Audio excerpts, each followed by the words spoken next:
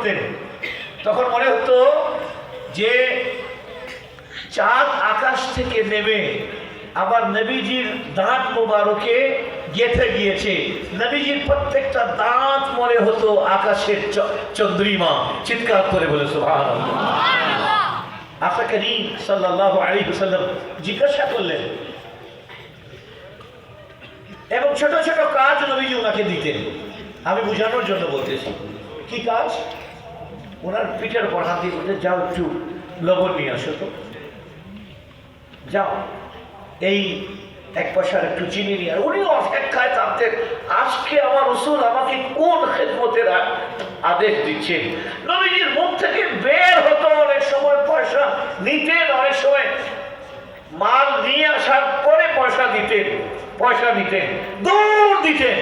নবীজি এখন দাঁড়িয়ে আছেন, উনি হাজির, হুজুরের যে যে কাজ বলেছেন সেই কাজ করতে হাজির, সে কাজ কমপ্লিট করে হাজির। জোরে বলুন সুবহানাল্লাহ।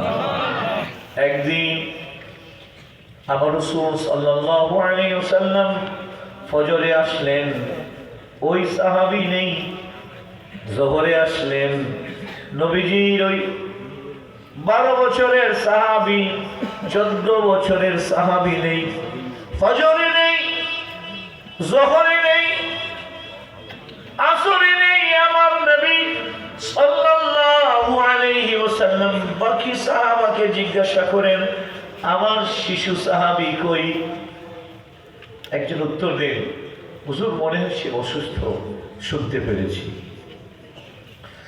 আমার নবী সাল্লাল্লাহু আলাইহি ওয়াসাল্লাম আসর পড়লেন, মাগরিবের পরে চলে গেলেন তার শিশু সাহাবীকে দেখার জন্য। দেখেন সত্যিকার সে অসুস্থ, সত্যিকার তিনি অসুস্থ। এখন নবী করিম আলাইহিস সালাতু ওয়াস সালাম গিয়ে তাকে আদর করলেন, কপালে চুমু দিলেন। আল্লাহ, এই সাহাবী আপনি কত বড় ভাগ্যবান যে আমার রাসূল তার ঠোঁট মোবারক আপনার কপালে লাগিয়েছেন। সুবহানাল্লাহ। আর জানে আমার রাসূলের শরীর যে ইমানদারের শরীরে টাচ হবে, এই শরীরকে জাহান্নামের আগুন পোড়াবে না। আচ্ছা, এটা তো দূরের কথা, স্বপ্নে যে ব্যক্তি আমার নবীকে দেখল, টাচ হওয়ার জন্য শর্ত হচ্ছে, এই যে আমার সভাপতি সাহেব, আপনি না, হ্যাঁ সহসভাপতি, উনি প্যারালাইজড হয়েছে। এটা এখানে স্ট্রোক রাখি, প্যারালাইজের উপর একটা কথা স্মরণ হলো।